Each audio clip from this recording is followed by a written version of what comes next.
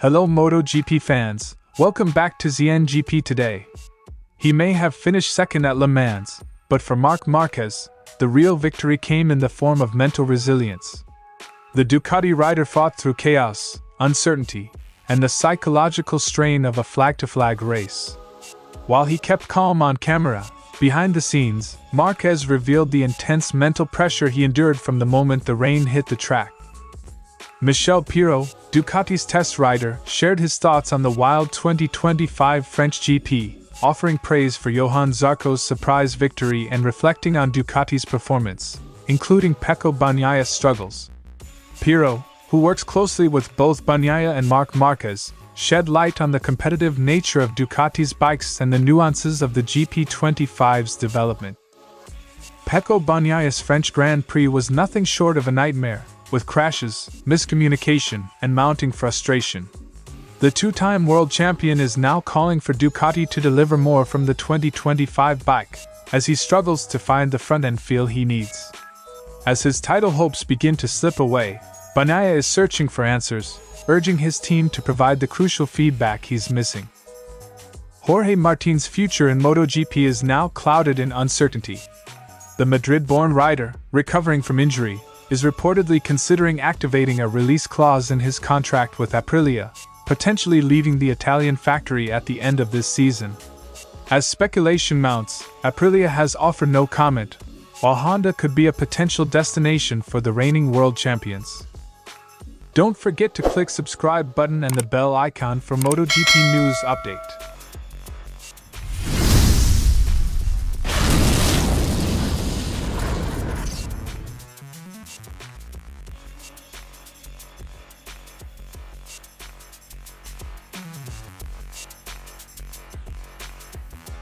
The race began in treacherous conditions.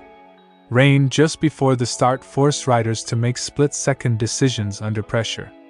Marquez, known for his instinct, took a measured approach, racing smart rather than all-out aggressive. The first 6 or 7 laps were the most mentally stressful, deciding, understanding, and not taking unnecessary risks. The 27-lap race felt very long, Marquez said. While others were focused on immediate gains, Marquez kept a championship mindset. He marked both Alex Marquez and Bagnaia, his closest rivals in the standings, making tactical choices rather than purely competitive ones. During the sighting lap, I saw Pecco in the rain, but I wanted to pit. I decided to wait for Alex. If he stayed out, I would too. But when I saw him coming in, I followed. It was the best strategy, even if Zarco was unbeatable today. Unlike Jerez, where he fell, this time Marquez's main goal was simply to finish, and that meant staying mentally sharp in unpredictable conditions. He admitted the risk of relaxing can be greater than pushing too hard. I didn't fail. That was my main battle. When I relax, that's when the mistakes come, poor brake usage, balance issues. But this time, I stayed focused. It was one of the toughest mental struggles of my racing career. While Alex Marquez suffered 2 crashes, Marc maintained composure. Still, his bond with his brother remains strong, as the two share more than just a family name. They share strategies, training, and mutual respect. I don't want Alex to crash, just like he doesn't want me to crash. We'll have dinner together tonight and train tomorrow. That's how we support each other. But on the track, it's heads or tails, anything can happen. With Silverstone ahead, Marc is clear about his priorities. No scoreboard distractions, no unnecessary information. His focus remains squarely on consistency and control, and the championship battle ahead.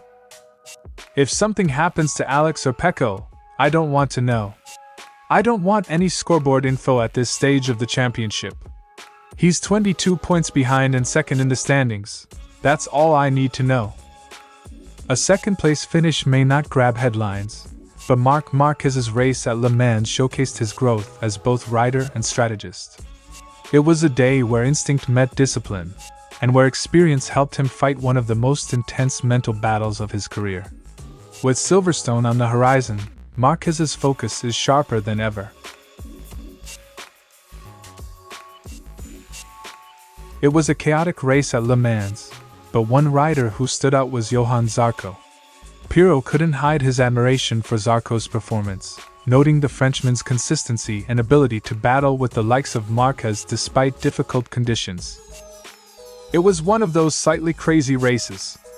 I didn't envy them, because it was a wild card situation. But it surprised me, because Zarco had said yesterday that if it rained, he could fight for the podium, and today it didn't seem real. But we have to give the guy credit.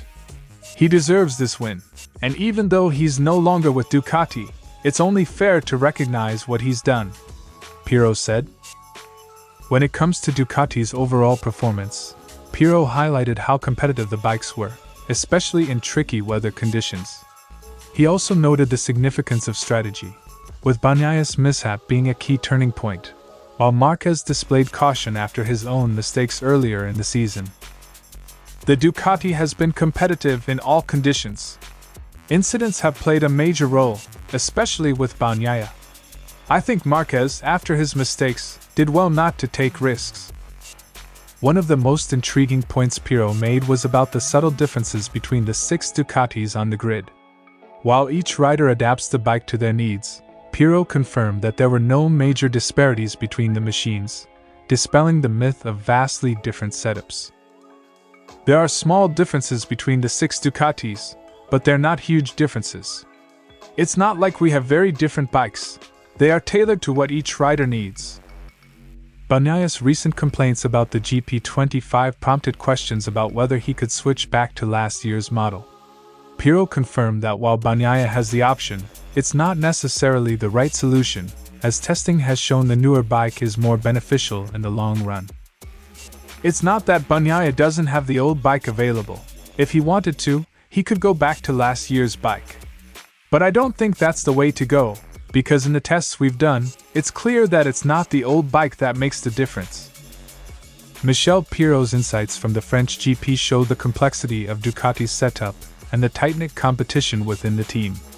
While Zarco's victory is a well-earned triumph, the ongoing development of the GP25 and Bagnaia's journey toward full adaptation will be a key storyline as the season continues.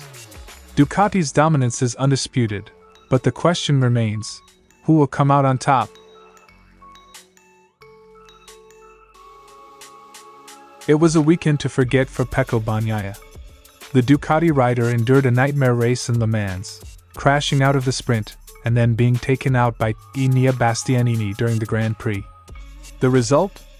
A disappointing 16th place finish, lapped and with no points earned, leaving him a staggering 51 points behind Marc Márquez in the championship standings.